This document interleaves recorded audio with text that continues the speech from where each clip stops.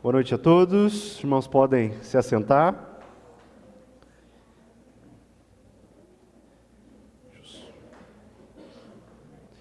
Depois de uma semana não tão bem, onde pensei que pudesse ver Jesus, graças a Deus pelas orações dos irmãos, pelas mensagens,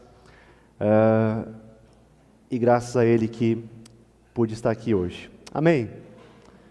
Meus irmãos, vamos dar sequência em nossa série de exposições no livro de Atos. Hoje nós falaremos sobre a igreja sob ataque, fidelidade em meio à perseguição. Eu quero começar com uma pergunta. E é uma pergunta que talvez você nunca tenha se perguntado ou pensado nela. Mas eu queria lhe chamar a reflexão. E a pergunta é: até que ponto você está disposto a ir pela sua fé em Cristo? Será que pela sua fé em Cristo, se fosse preciso, você estaria disposto a ser morto por ela? Segundo o Ministério Portas Abertas, Ricardo, você passa ali para mim, por gentileza? Eu vou querer os slides do começo, só para mostrar umas estatísticas. Segundo o Ministério Portas Abertas, através de uma pesquisa realizada no ano passado, estima-se que mais de 365 milhões de cristãos no mundo enfrentam algum tipo de oposição como resultado da sua identificação com Cristo. E a cada ano, a perseguição aos cristãos tem se intensificado no mundo.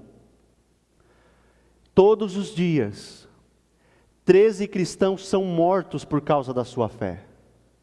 Isso dá em torno de uma morte de cristão a cada 2 horas. Cara, você pode avançar? A cada 2 horas, aproximadamente, um seguidor de Jesus perde a sua vida por amar a Cristo. Mas tem mais dados. Só entre 1º de outubro de 22 e 30 de setembro de 23, quase 5.000 cristãos foram mortos por amarem e seguirem a Cristo neste mundo. Mas não é somente perseguição de morte que eles enfrentam. 3.906 cristãos foram sequestrados. Outros 3.000 foram agredidos sexualmente ou forçados a se casar com não cristãos. 42.000, quase 43, foram abusados fisicamente ou mentalmente. E outros milhares de cristãos foram forçados a fugirem de suas casas e países.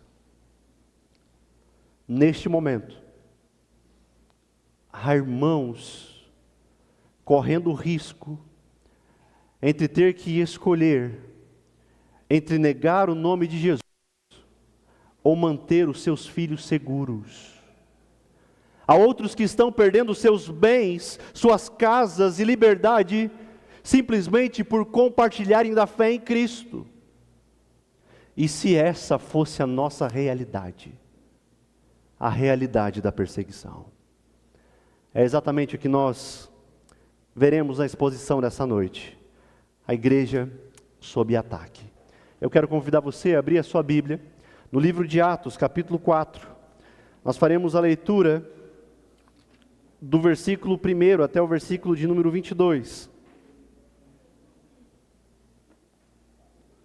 Atos, capítulo 4. A partir do versículo 1. Os irmãos acharam? Assim diz a palavra do Senhor. Enquanto Pedro e João falavam ao povo, chegaram os sacerdotes, o capitão da guarda do templo e os saduceus.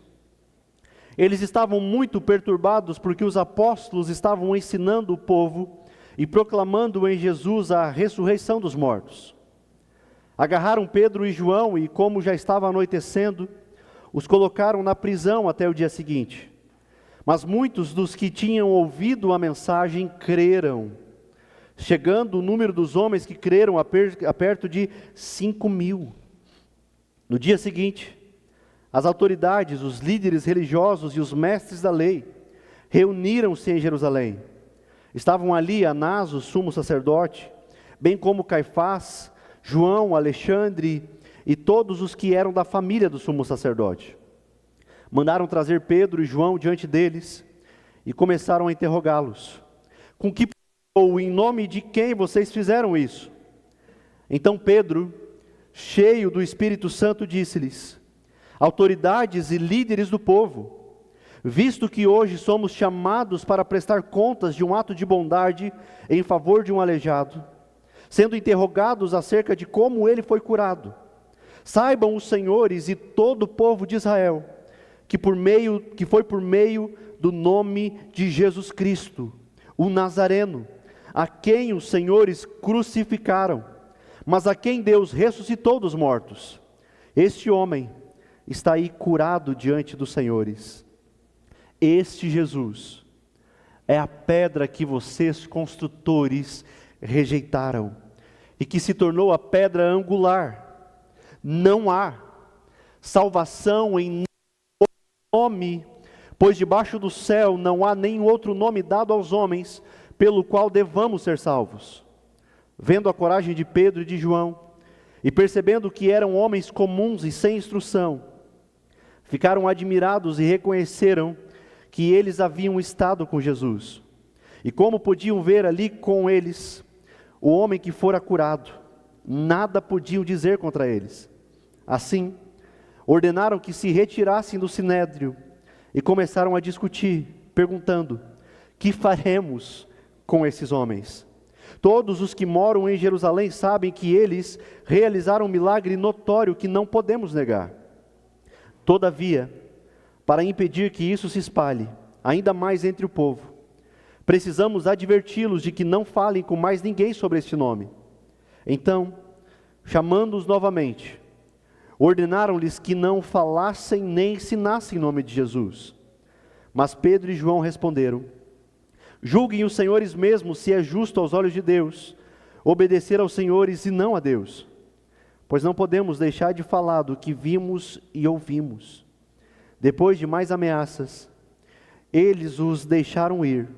Não tinham como castigá-los, porque todo o povo estava louvando a Deus pelo que acontecera, pois o homem que fora curado milagrosamente tinha mais de 40 anos. No último sermão, nós vimos o poder de Jesus ao curar um aleijado de nascença. E nós vimos que esse milagre abriu a possibilidade da pregação do Evangelho. E o capítulo 4, dando sequência a esse episódio, mostra que, de forma mais intensa, a realidade do que estava acontecendo naquele momento. E nessa noite eu quero fazer a divisão desse sermão em 3 partes. Assim nós teremos uma forma mais pedagógica de como nós podemos dividir o capítulo 4. Primeira parte que eu quero ver com vocês, vai do versículo 1 até o versículo 4, onde nós vemos os apóstolos na prisão. Perceba, se você está com a sua Bíblia aberta, o nosso texto inicia dizendo que, enquanto Pedro e João falavam ao povo, chegaram ali os sacerdotes, chegou ali o capitão da guarda do templo e também os saduceus. Ok, mas a pergunta é: quem são esses homens? Os sacerdotes e levitas eram aqueles que administravam os sacrifícios de manhã e de tarde no templo. O capitão da guarda era como uma espécie de polícia do templo. Ele mantinha a ordem do templo. Os saduceus, esses eram conhecidos especificamente por não crerem na ressurreição dos mortos. São esses grupos que chegam até Pedro e João. E o texto diz que esses homens estavam muito perturbados. Porque os apóstolos estavam ensinando o povo e proclamando em Jesus a ressurreição dos mortos, conforme o verso 2. Ou seja, Pedro e João estão ensinando que, assim como Jesus foi ressuscitado dos mortos, assim também todos os que depositam nele a sua confiança experimentarão a ressurreição do corpo. Essa é uma doutrina muito importante na fé cristã. Então esse grupo de sacerdotes, com o capitão da guarda, com os saduceus, eles chegam para impedir Pedro e João de continuarem ensinando, de continuarem proclamando o Evangelho. Mas eles fazem isso de forma tranquila.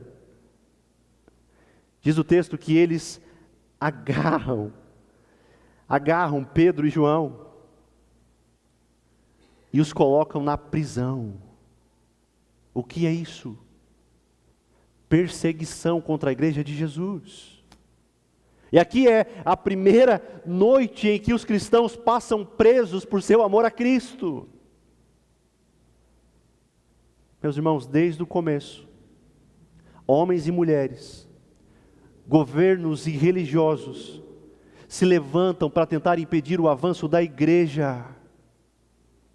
Mas a pergunta que nós fazemos é: será que eles vão conseguir?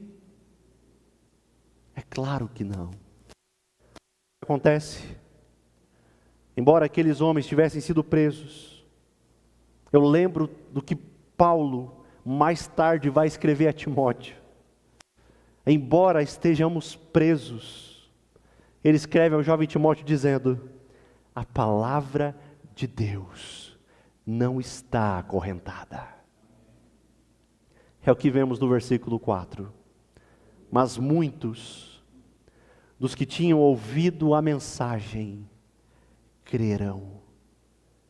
Chegando o número dos homens que creram a perto de 5.000. Percebam como a igreja tem avançado. Aquele grupo pequeno que começa com 12, 70, 120, agora já ultrapassa os 5.000. A verdade, como nós cantamos, é que a perseguição não parou a igreja. A igreja continuava a crescer. Um dos pais apostólicos, logo após de João, ele dizia que, eles enfrentando o martírio por causa do amor a Cristo, ele dizia que o sangue dos mártires, o sangue derramado, era a semente da igreja. Porque quanto mais matava os cristãos, mais a igreja crescia. É claro que isso não vai significar vida fácil. É o que nós vemos na segunda parte do texto, que vai dos versículos 5 até o versículo 12, onde nós temos ali o julgamento desses homens. Eles foram presos, passam a noite na prisão, e no dia seguinte as autoridades, juntamente com os líderes religiosos e os mestres da lei, se reúnem em Jerusalém. Percebam, é a alta cúpula, o sinédrio se reúne, é a Suprema Corte. E ali se reúnem Anás, que é sogro de Caifás, o próprio Caifás, que era o sumo sacerdote, como era descrito em João 18, você pode conferir isso. E entre eles está João, não o apóstolo está preso aqui, mas esse João é possivelmente filho de Anás. Também estava Alexandre, do qual nós não temos informação alguma mais sobre ele, mas muito provavelmente que era um parente da família do sumo sacerdote. Esses homens, cheios de autoridade, mandam trazer diante deles Pedro e João para interrogá-los. Então esses homens perguntam aos apóstolos no versículo 7: com que poder, ou em nome de quem vocês fizeram isso? A grande questão que está passando na mente deles é: como que esse aleijado foi curado? Por qual poder ou em nome de quem esse homem andou? A verdade é que a pregação de Pedro e João e a cura do aleijado estavam incomodando aqueles homens. E a pergunta é: por quê? Qual é o nome que pode fazer essas coisas? Quem é que pode curar aleijados, dar vista aos cegos, ressuscitar mortos? Quem é que pode? Então, outra vez Pedro se levanta, e Lucas, o autor de Atos, faz questão de dizer que Pedro, perceba isso, versículo 8, Pedro, cheio do Espírito Santo, se dirige às autoridades. Pedro, cheio do Espírito Santo, se dirige à alta cúpula e diz a eles: autoridades e líderes do povo. Percebam a autoridade de Pedro. E isso é extremamente radical, porque nós não podemos esquecer que Pedro era o quê? Pescador. E agora ele está diante de homens ricos, mais intelectuais e poderosos do país. E Pedro não negocia a verdade. Pedro acusa o mesmo tribunal que anteriormente havia crucificado Jesus. Os apóstolos estavam cientes que poderiam receber a mesma sentença que o seu Senhor. Mas mesmo cientes do que poderia acontecer, eles não se intimidaram. Eles são chamados para prestar de um ato de bondade em favor de um homem aleijado. E outra vez o apóstolo faz questão de não atribuir o milagre a ele. Nós vimos isso semana passada. Ele não usa desse momento para se promover, mas ele exalta Jesus. E ele faz isso pregando o Evangelho. Ele diz: vocês querem mesmo saber quem é que curou este homem? Versículo 10. Saibam os senhores e todo o povo de Israel que por meio do nome de Jesus Cristo, o Nazareno, perceba que ele usa o Nazareno por quê? Pode vir alguma coisa boa de Nazaré? Ele está dizendo: ei, o Nazareno, foi pelo nome de Jesus Cristo, Nazareno, a quem vocês, outra vez ele se refere a eles, dizendo, aponta para eles, a quem os senhores crucificaram, mas a quem Deus ressuscitou dos mortos. Este homem está aí curado diante dos senhores. Percebam que, igualmente como fez na pregação do Pentecostes, Pedro faz questão de lembrar, ele não está omitindo a verdade, ele não está preocupado com a retaliação e com a perseguição. Ele diz: vocês crucificaram Jesus, mas não tem problema, porque Deus o ressuscitou. E a verdade é que, diante da mensagem do Evangelho, só há duas opções, não há uma terceira. Eles creem na mensagem a respeito de Jesus, ou então deverão encarar as consequências de rejeitá-la, porque é exatamente isso que aqueles homens estão fazendo. É o que Pedro diz no versículo 11: este Jesus é a pedra que vocês construtores rejeitaram, este é aquele que se tornou a pedra angular. Vocês rejeitaram Jesus, mas Ele é essa pedra, ou seja, a pedra angular é a pedra principal. A Bíblia descreve Jesus como a pedra angular sobre a qual a igreja está construída. É esse Jesus que vocês rejeitaram. Que coragem, não é mesmo? Será que diante das autoridades nós teríamos a mesma coragem? Então Pedro fecha a sua defesa, o seu sermão, com uma declaração exclusivista. Uma declaração que não agrada a maioria dos homens pós-modernos.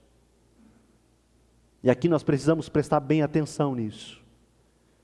Ele encerra o seu sermão com uma declaração no versículo 12, dizendo: não há salvação em nenhum nome, pois debaixo do céu não há nenhum outro nome dado aos homens pelo qual devamos ser salvos. Basicamente, nós vamos gastar um pouquinho mais de tempo nesse versículo. Porque nesse versículo nós temos basicamente uma centralidade do texto. Mas observe a profundidade da declaração do apóstolo. Ele está dizendo: ei, não existe salvação em nenhum outro nome debaixo do céu. Se naquele tempo essa é uma declaração extremamente radical, em nossos dias isso soa como uma afronta a essa sociedade pluralista que diz que todos os caminhos levam a Deus. Será mesmo? Será que seria Cristo um Deus entre os deuses? Seria o cristianismo o único correto entre mais de 10 mil religiões que temos por aí? Será mesmo que Jesus é de fato o único caminho? Ou será que de fato todos os caminhos levam à salvação, levam até Deus? Se é verdade que todos os caminhos levam a Deus para a salvação, então Jesus seria uma fraude. Eu gosto muito de C.S. Lewis. Ele diz: não tem como ficar neutro diante de Jesus. Ou ele era um lunático, um louco por afirmar coisas que ninguém outro afirmou, ou então ele é Deus. Não há outra possibilidade. Se todos os caminhos levassem a Deus a salvação, Cristo seria uma fraude. Porque é o próprio Jesus quem diz em João que Ele é o caminho, a verdade e a vida. Ele não está dizendo: eu sou um dos caminhos, eu sou uma das verdades. Eu estou dizendo Ele está dizendo: eu sou o caminho, a verdade e a vida. E Ele estreita dizendo: ninguém pode ir ao Pai a não ser por mim. Acontece que o homem pós-moderno não está interessado no caminho. O homem pós-moderno se agarra em tudo que ele pode. Nós falamos sobre isso ontem no PG, né? No pequeno grupo. As pessoas desprezam a fé cristã, mas elas são totalmente religiosas. Todo ser humano é religioso por natureza. Eu acho esse negócio de fé cristã não é muito legal, sabe? Esse negócio de religião. Mas são os mesmos que são amantes dos astros. São aqueles que consultam diariamente a sorte do seu signo. Tem em casa uma estátua de Buda, né? Porque é bonitinho. A pós-modernidade clama por uma religião da autoestima. Tudo é válido para me fazer sentir bem. Então eu pego umas coisas que são legais aqui, outras que eu acho interessante desse lado, e por que não? Mas pasmem, há muitos cristãos que vivem dessa mesma maneira. Abraçam tudo que é tipo de ideias, filosofias, teologias, utilizando um único filtro, Ah, se utilizou o nome de Deus, então pode.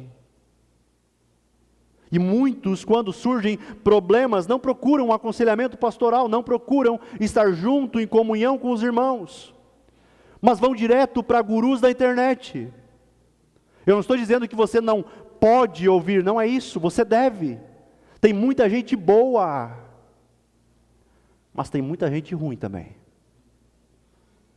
E com isso, muitas vezes a sua vida a sua vida espiritual se torna como uma concha de retalhos. Porque a gente vai pegando quem fala no nome de Deus e pensa, não, está tudo certo. Cuidado, isso vai fazer mal a você. Não caia nessa mentalidade pós-moderna. Cristo é o caminho que temos que seguir, é a verdade que temos que crer e a vida que temos que viver.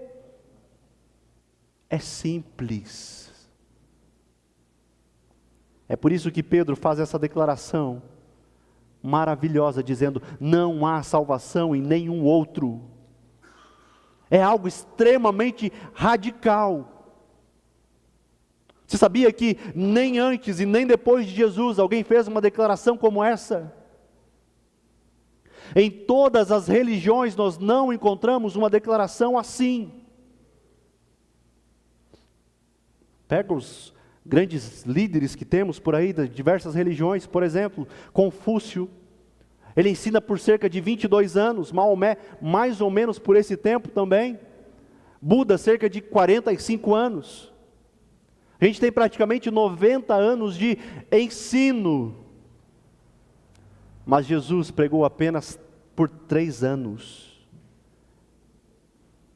e nenhum outro personagem da história impactou tanto as civilizações, como Jesus fez em 3 anos de ministério. Meus irmãos, sabendo então, que o que Pedro está declarando é verdade, sabendo que é verdade que não há salvação em nenhum outro nome, conhecer a Cristo, deveria ser a maior prioridade das nossas vidas. Você está percebendo isso?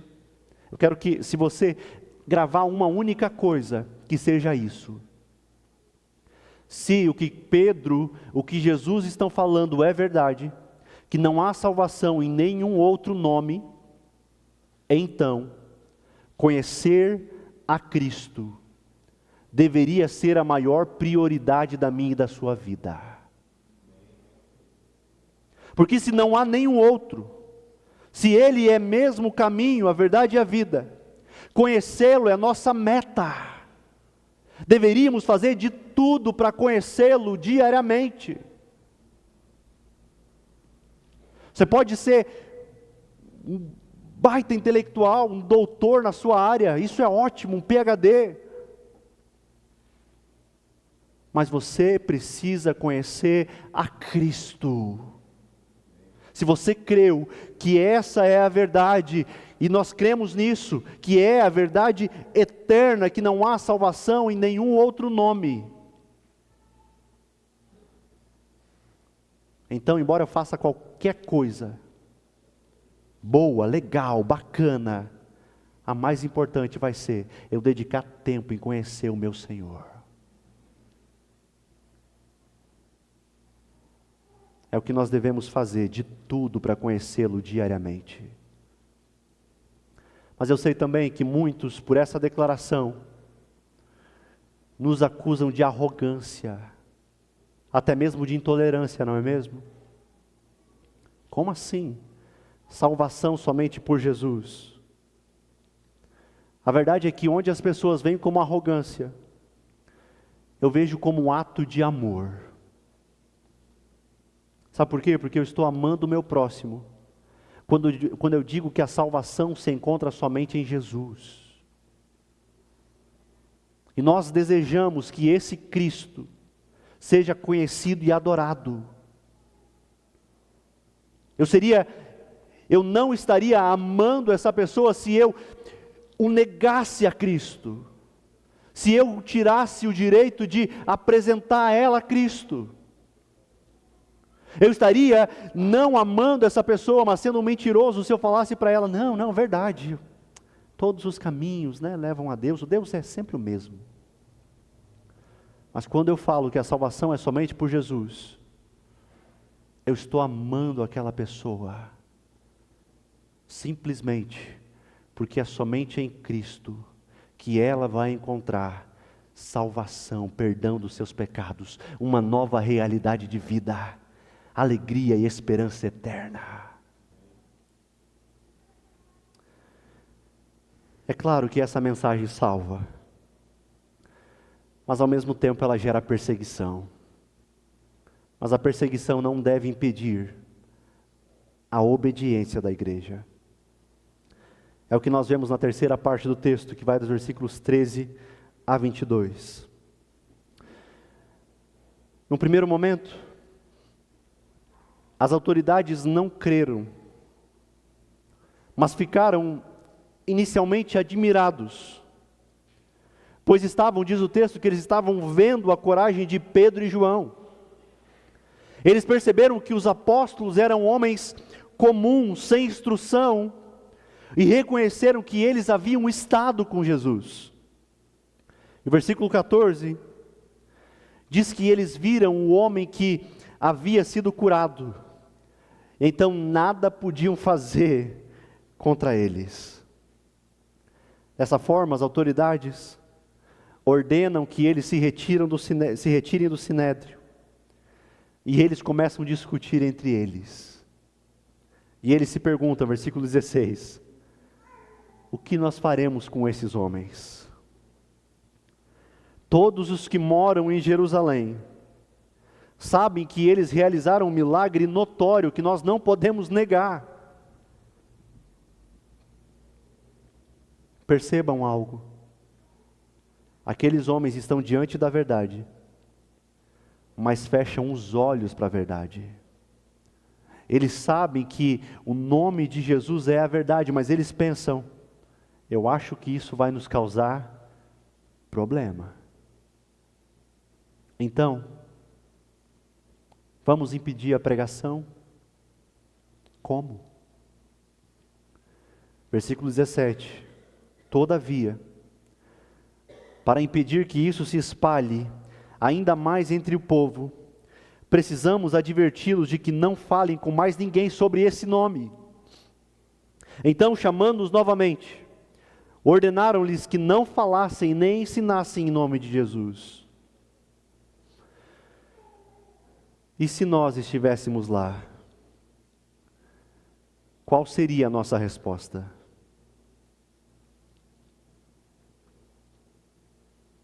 Aqueles apóstolos poderiam recuar pensando, olha, a gente tem família, vamos esquecer isso e vida que segue. É isso que eles fazem? Qual é a resposta dos apóstolos? Versículo 19.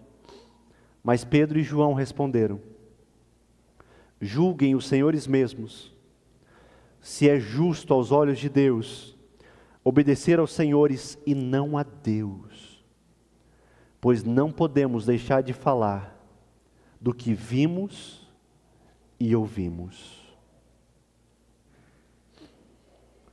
Se querem parar a pregação,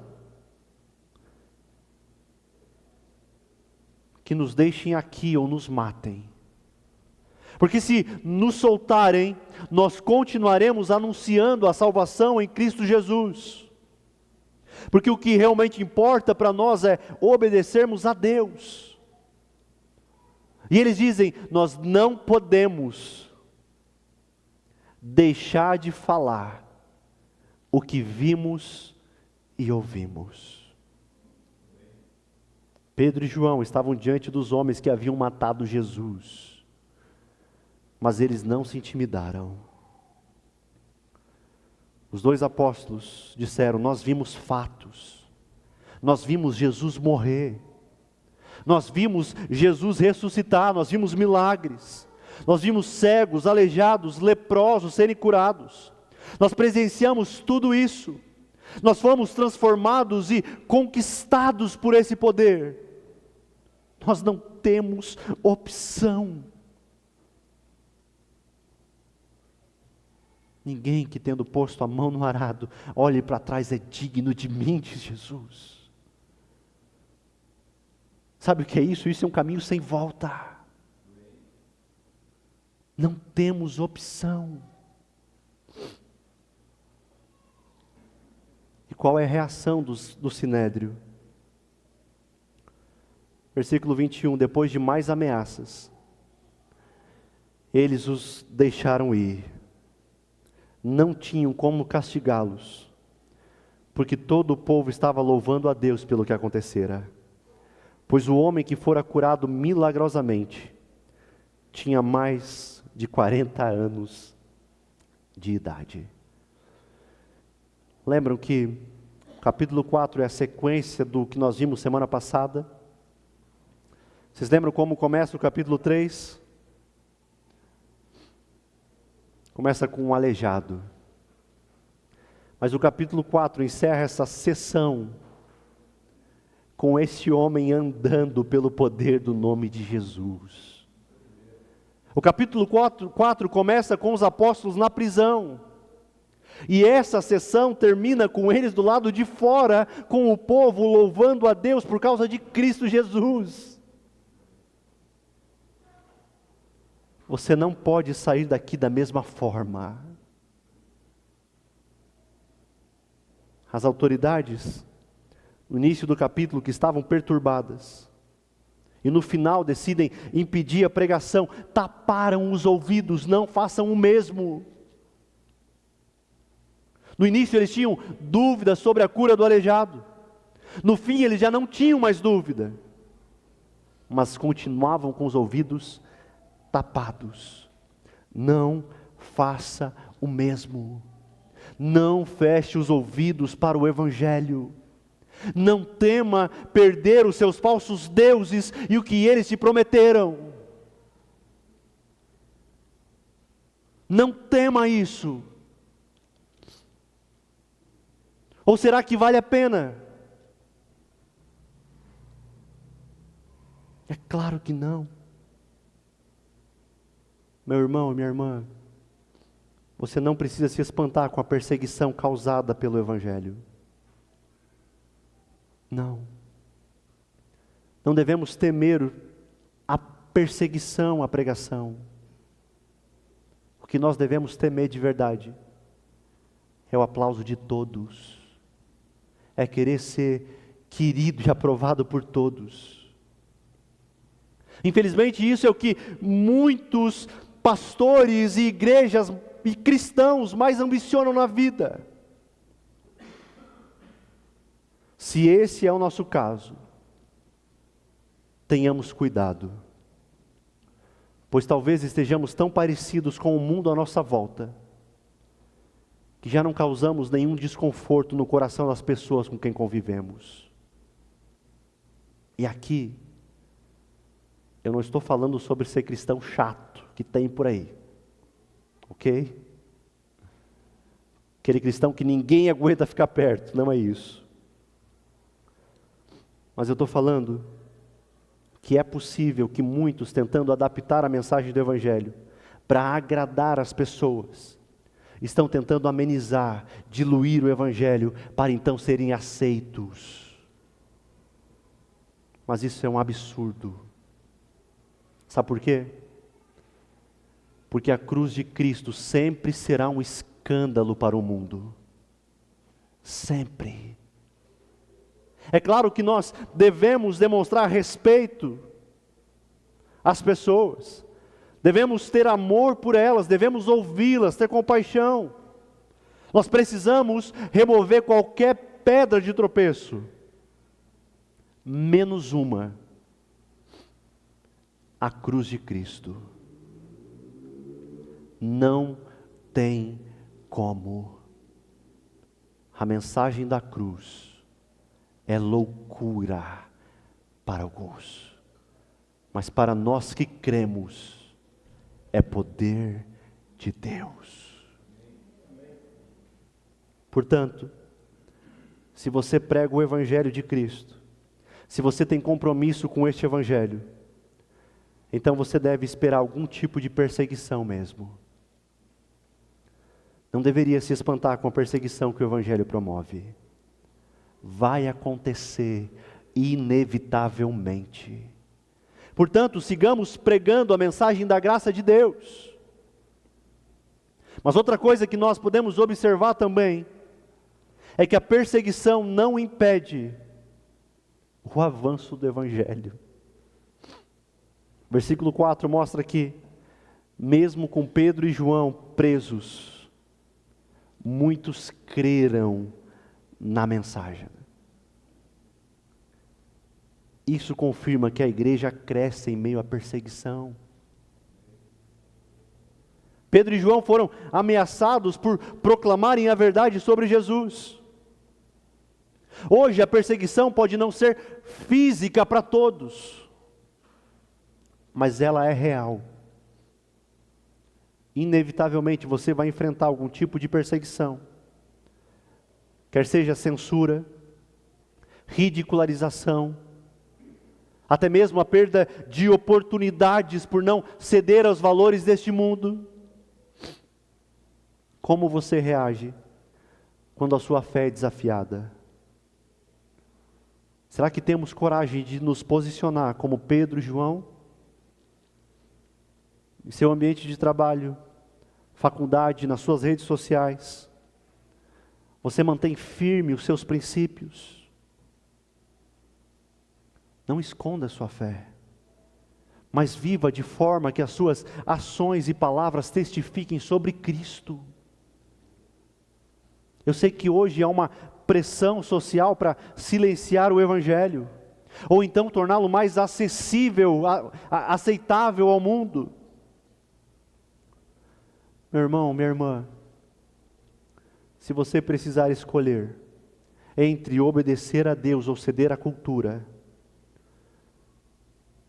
escolha a fidelidade.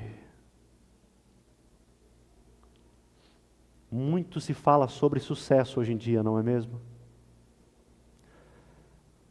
E como que nós costumamos olhar o sucesso de alguém? De diversas maneiras. Mas o sucesso, segundo a Bíblia, se chama fidelidade.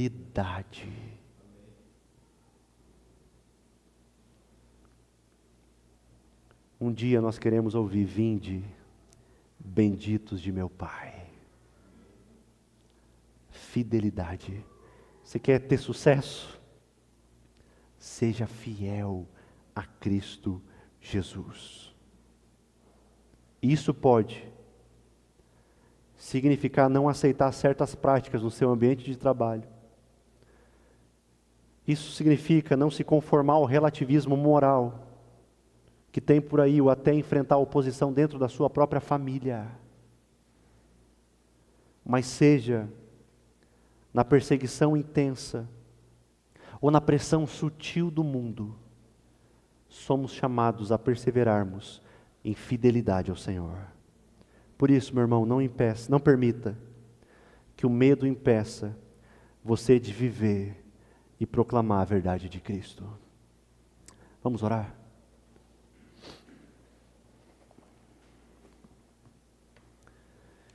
Senhor Deus, nós te louvamos por este tempo. Nós começamos a ver a perseguição que a tua igreja enfrenta.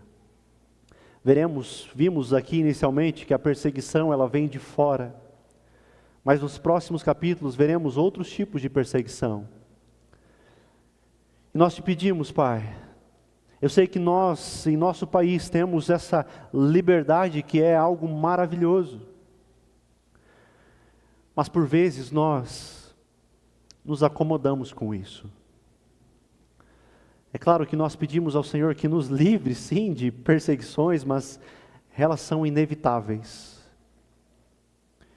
É inevitável porque ninguém fica aí neutro diante da mensagem do Evangelho. Não tem como ficar neutro. Por isso, Senhor, nós pedimos o auxílio do Teu Espírito para que possamos viver com fidelidade, mesmo diante das perseguições culturais, sociais, filosóficas, ideológicas. Que nós não venhamos a ceder por pressões do que homens pós-modernos têm dito que é o certo. Não. Que tenhamos valores e princípios alicerçados na Tua Palavra, e que esses valores sejam inegociáveis, mesmo que isso custe muita coisa. Quem sabe a perca de emprego, qualquer coisa, é difamação, mesmo que nos custe caro, que possamos permanecer fiéis ao Senhor. É o que nós te pedimos em nome de Jesus. Amém.